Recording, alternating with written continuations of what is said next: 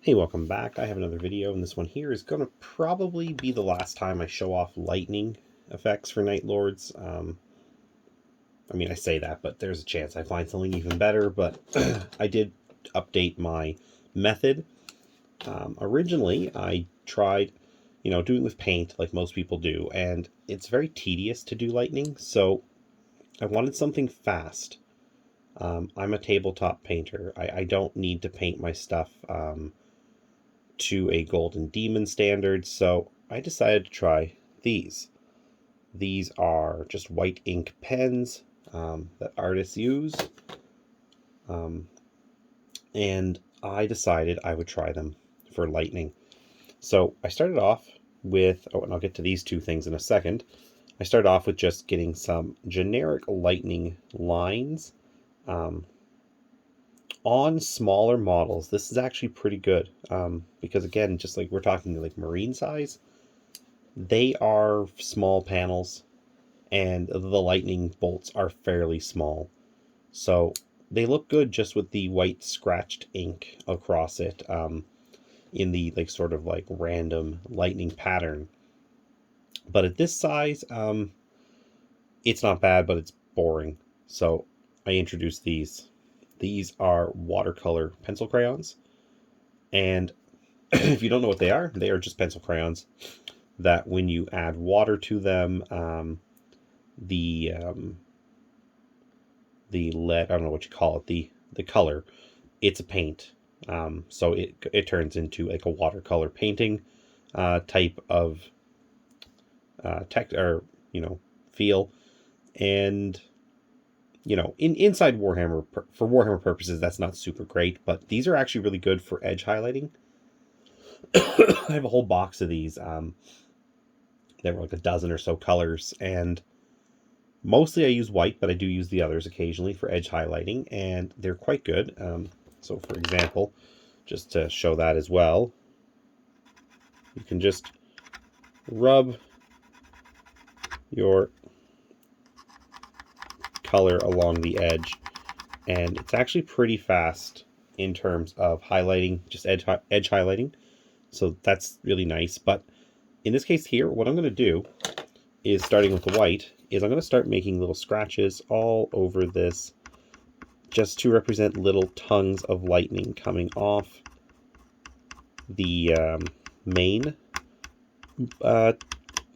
tongues of lightning, the forks, whatever you want, whatever they're called. And I want to do this so that it just sort of adds a little more to what's happening with the lightning, so that it doesn't look as small and narrow. So as you can see, it's already added a lot of little extra paths and details. You can also take your marker, or your pen, and just go back over it and fix anywhere you think it's been dulled too much.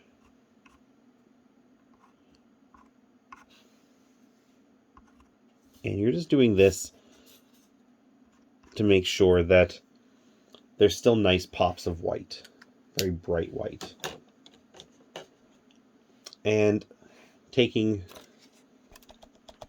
just, knocked over something, sorry guys. Taking the blue, now you do the exact same thing.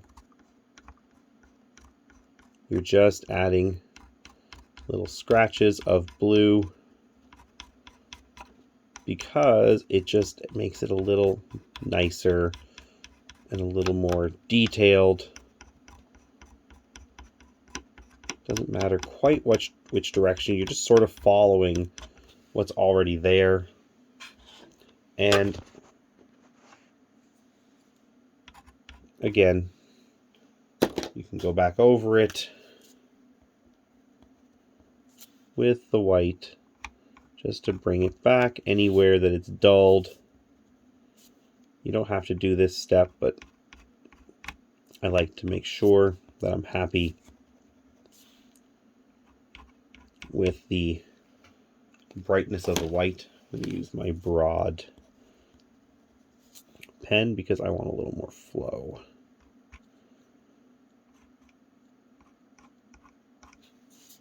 So just a really quick job.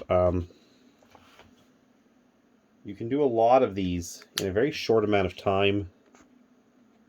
And as I said, I don't paint a table. I don't paint to Golden Demon standards. I don't even try.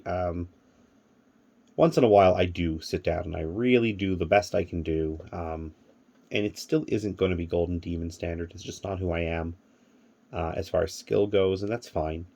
But for tabletop standard stuff, I do just try to make sure that it's very clearly what I want it to be. I think this is a great, easy lightning. And with practice, it's going to get better. I have done a few on here. This is sort of my practice Storm Eagle. I have one more to build. And this one here is sort of janky and messed up to begin with, if I'm honest. So I don't mind it being a little bit of a practice model. That's okay. I also bought this when they were brand new, or was gifted it, sorry. And back then they were significantly cheaper. So, you know, I don't feel as bad. It's just sort of a nice centerpiece model, not something that broke the bank.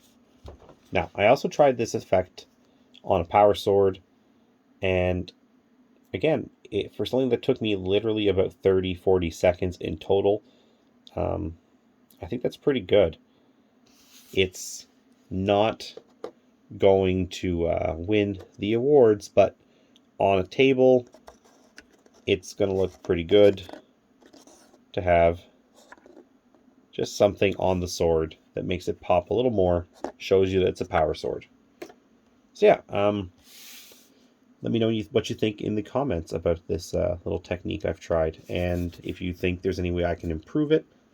Again, the tools I have here are a just white 0.5 pen and a whatever this is. This is a Uniball Broad, I think it says. Signo Broad, yeah. And I've just got some Crayola pencil crayons that are watercolor. And these are handy. In general, like I said, you can do the edge highlighting with them. Really easy. And it does wipe off too if you don't like it. That's the other beauty of this. If I want to take paint off, there is stripping involved with this. I can take some water and just brush it off really easily, wipe it clean, and I can start over. So that's another thing to keep in mind. This tool is very handy for that purpose. So anyways, that is the video. Thank you very much for watching, and have a great day.